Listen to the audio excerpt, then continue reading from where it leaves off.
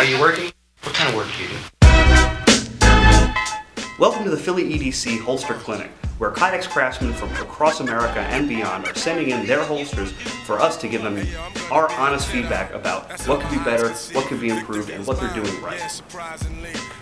What's up, everybody, and welcome to episode number 11 of the Holster Clinic. Today we have a holster from Ben at Guardian Angel Holsters. We show you that there. This one is interesting. It's got that carbon fiber thing going on the front and coyote on the back, and it also has a sort of felt lining on the inside. Now I'm going to start with that. Now let's be clear here. What causes the most holster wear is when you've got dirt inside your holster and it grinds between you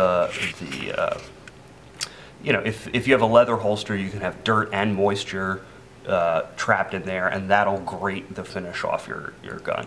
You know, whatever hard particles in the dirt are the most abrasive are going to cause the most wear. And the same thing can occur with Kydex. You know, if you have, you know, a Kydex holster that's packed full of dirt or silt or something, and you keep putting the gun in and out of it, yeah, that'll tear the finish up. And to a degree, like just, you know, routine use can do it. Now, putting a felt lining inside of a Kydex holster is kind of the worst of both worlds. This will not prevent, mitigate, or diminish holster wear whatsoever. This kind of felty fabric is really great for trapping as much filth as possible. It's got so many little fibers that anywhere the dirt can cling to, it will cling to, and it becomes very difficult to then wash out. Combine that with the rigidity of the Kydex, and you're creating essentially a sanding block for your gun. You're going to find that, you know, oh, that feels so soft, it's going to be so nice for my gun, until you get dust or, you know, grime or grit or anything in there, and then on top of it, it traps moisture and your sweat and the oils from your body and all of that other stuff. So you're creating kind of like a perfect storm of holster wear here, because you're giving all the dirt someplace to go, and you're giving it a very hard surface upon which to grate against through your gun. Combine that with the fact that the retention on this holster is absolutely heroic. I can feel how, I mean, I couldn't, when I had this on my belt, I couldn't actually get the gun out of it. I'll show you, because I'm not going to exaggerate here. I've even put a silicone wipe over this blue gun to try and get it off. That's really tight. And considering that the ejection port is unrelieved, what you're going to have on the inside is a place where all that dirt gets trapped and just essentially files off the side of the gun. It's going to, you know, you're going to have a big streak here on the slide after a relatively short amount of time. So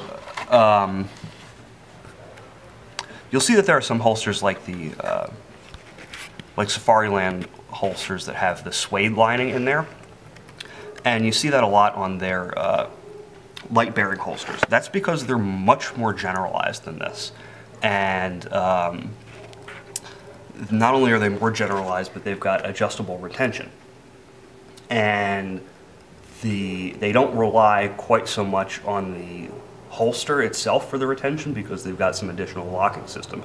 So all that does is put a little extra friction inside the holster, and it also makes it a little quieter. And that fabric that they're using, I think, is some kind of like micro suede or ultra suede or something, which is much finer in terms of its surface than this, and has much less propensity to trap material. So if you're gonna do a lining, I would look into something that's not felt. I'd look into something much, much, much smoother, and which is much less likely to trap material. Another issue that you run into when you're doing the lining is that, you know, you get this sort of like funny adhesive thing. I don't know what happened here, but it does not contribute to the fit and finish of the holster. There's this kind of like edge on this, which is extremely crispy. I don't know what occurred here to cause it to do that, but it doesn't add anything to this holster. And then the way it's sandwiched in between both sides the whole way around, I think is to the detriment of the fit and finish of the holster overall. I don't think that contributes to the look that you're going for here in terms of that. I think it kind of sets you back, especially when you get into like this area here. It looks kind of jagged and kind of, you know, the adhesive's coming through, and it hasn't been, you know, necessarily quite sanded sufficiently. So that, I mean, I think it detracts overall from the holster insofar as it makes the retention gratuitous, does not set out to accomplish what you want to set out to accomplish by reducing finish wear, and compromises the aesthetic of the holster. So I would recommend either not doing it or searching for a different solution. Step number 2, this angle here for this belt loop is severe enough that a really substantial belt just won't make it through.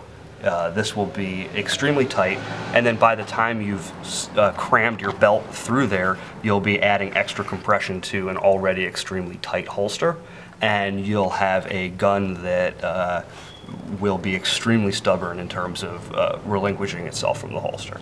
So you should probably either set these up taller or angle this less. Additionally, I don't know how you heated these belt loops, but it appears as though they have been the victims of excessive heat. I would recommend finishing them before you fold them, because it appears as though these were attempted to be finished post-folding, and it comes out inconsistent. What I would recommend you do is look for an injection molded belt loop solution. I think I've got one from Index over here somewhere floating around. Have you seen it? I should have. If I was prepared, I would have had these handy beforehand. But at any rate, they make these really cool ones that are kind of like trapezoidal, so they look kind of like that, so it's easier to put the belt through. So it'll ride flat here, and then the top will sort of flip up like that, so you can get the belt through it and keep the holster as curved as you'd like it to be. So yeah, man. Also, this eyelet doesn't really do anything for the holster. This is a part of the holster that you want to flex in order to allow the gun to pass in and out of it relatively smoothly. And the tighter you make this here with this pancake style holster, the less easily it will pass in and out. And finally, one little aesthetic thing here is that there's this great deliberate line right here, which is kind of spoiled by the pointlessly extra material here. Look at the line that the muzzle of that gun creates relative to this eyelet and that eyelet, and you could trim the holster down like that and keep it really tidy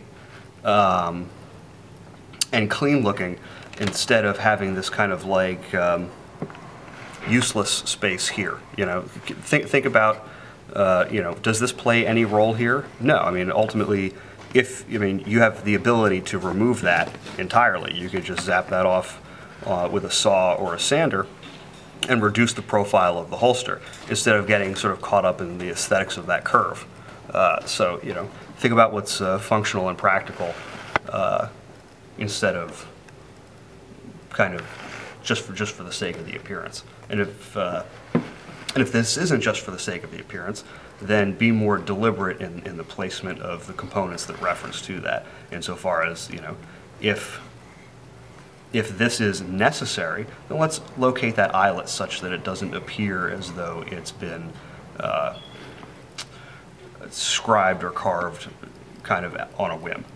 So at any rate, yeah, that's that, man. I'd look into some injection molded loops to reduce the inconsistency in the fit and finish of these loops, I would look into a better solution for lining the holster than this felt, because the felt will, for one thing, it'll pack down over a period of time and the retention will become inconsistent. It'll also trap all the filth and dirt that contributes to holster wear that you're hoping to avoid. And block out that ejection port if you're going to do the lining, because that just makes it so much more difficult than it needs to be. And also, if you're going to line the holster, before you put the pieces in the oven, I'd make sure that the lining only goes to about here, around the area of the gun, such that when the edges of the kydex meet, they are meeting flush with each other and not you're not dealing with the lining coming through this edge and giving you trouble. So, yeah, man, good luck, and thanks for submitting a holster.